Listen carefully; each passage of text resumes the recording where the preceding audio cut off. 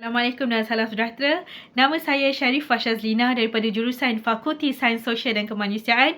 Pada hari ini saya akan berkongsi kepada anda tentang tokoh psikologi daripada Islam, daripada seorang Muslim. Okey, bila kita lihat ilmu psikologi, kita akan sering dikaitkan dengan nama-nama tokoh barat seperti Carl Jung dan Sigmund Freud. Tetapi adakah kita pernah mendengar seorang tokoh yang bernama Abu Zaid Al-Bahri yang merupakan bapa saintis Muslim, bapa psikologi dunia dan merupakan perintis awal ilmu psikologi. Okey, mari kita mengenali beliau dengan lebih dekat. Nama penuh beliau adalah Abu Said Ahmad Ibnu Sahel Bakh dan beliau dilahirkan di Shamsitian Bakhel, iaitu wilayah Afghanistan, dan beliau dilahirkan pada tahun 235 Hijrah. Dan pendidikan beliau pada awalnya beliau mendapat pendidikan melalui bapanya.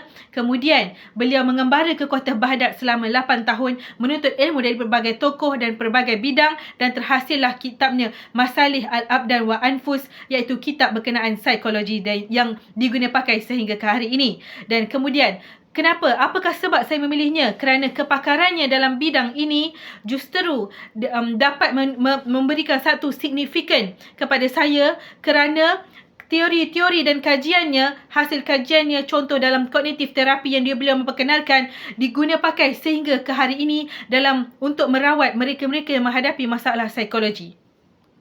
Apakah sumbangan beliau dalam ilmu psikologi? Beliau adalah tokoh yang pertama kali menemukan kognitif psikologi dan medical psikologi, dan beliau juga adalah tokoh yang pertama kali membezakan antara sakit saraf neurosis dan sakit jiwa psikosis. Beliau juga adalah tokoh yang pertama kali mengklasifikasikan beberapa penyakit psikologi. Contohnya gangguan saraf neurotic disorder, beliau membahagikan kepada 4 bahagian, dan depression beliau membahagikan kepada 3 bahagian yang lebih kecil.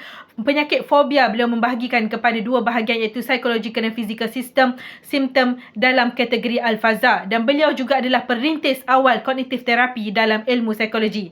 Apakah relevannya dalam masyarakat kita pada hari ini? Okey, salah satunya adalah rawatan terapi muzik yang diperkenalkan oleh beliau adalah salah satu alternatif untuk merawat mereka yang menghadapi masalah kemurungan dan anxiety, diguna pakai hingga sekarang untuk psikologi moden. Dan juga beliau mengkategorikan masalah depression dan salah satunya endogenous depression yang terhasil daripada dalam badan seseorang, sangat membantu untuk psikologi moden untuk merawat penyakit berkaitan dengan clinical psychology. Dan juga kognitif terapi yang diperkenalkan seperti talking therapy dengan positive self talk adalah salah satu teknik yang digunakan pakai hingga sekarang bagi merawat mereka yang menghadapi masalah-masalah psikologi seperti depression dan anxiety. Melalui kitabnya, beliau dedahkan tentang kaedah teori keterikatan antara tubuh dan jiwa.